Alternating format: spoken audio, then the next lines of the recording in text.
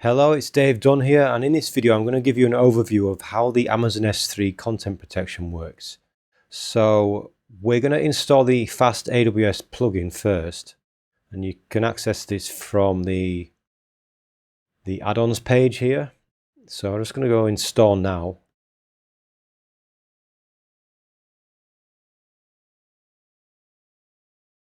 And once that's activated, we can come into the settings in FastFlow, and you'll see the option for Amazon S3. So basically, there's an option here for the region, so we can change the region if we want, but we'll leave it on the default US East. And basically, the plugin is going to ask you the access key ID and secret access key. So we need to come into Amazon itself. We need to come to aws.amazon.com and log into your AWS Management Console. And so once we're inside the console, we actually want to look for IAM, which is basically the authentication system. So we're going to select this.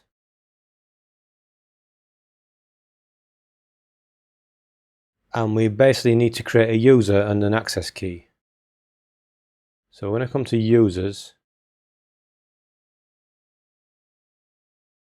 I'm going to add a user here. I'm just going to give this user a name.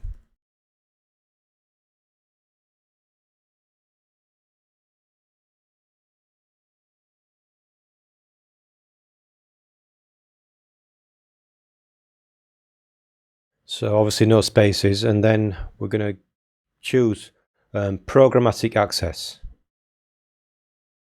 Yeah, and then choose next. And then we're basically going to go attach existing policies directly. And then do a search for S3. And you can see here we can either choose access of full access or read-only access. So I'm going to give it full access, and then just go next. And we can ignore the tags, this is optional. Next. So it's going to give you a summary, so the username, programmatic access with the access key, and we don't know what that means, we don't need to worry about it. So next we're going to create the user.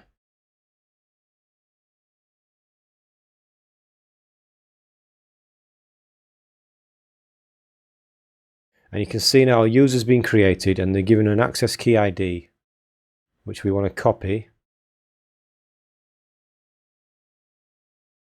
And we want to paste that in the box here.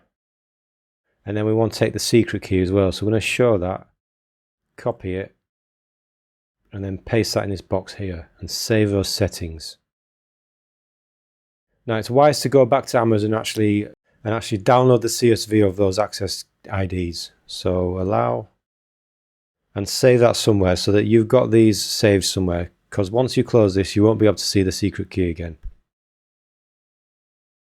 Okay, so this is going to give you a list of all the users on your site, and if you want to review the user that you've created, you can see the permissions that it has, any groups it's been added to, and then the security credentials are here. But again, you can only see the access key ID, you can't actually see the secret key again, so you'd have to regenerate their keys. So we've added those keys in, and that's pretty much set up for use with the protected content here. So I'll cover the protected content in another video.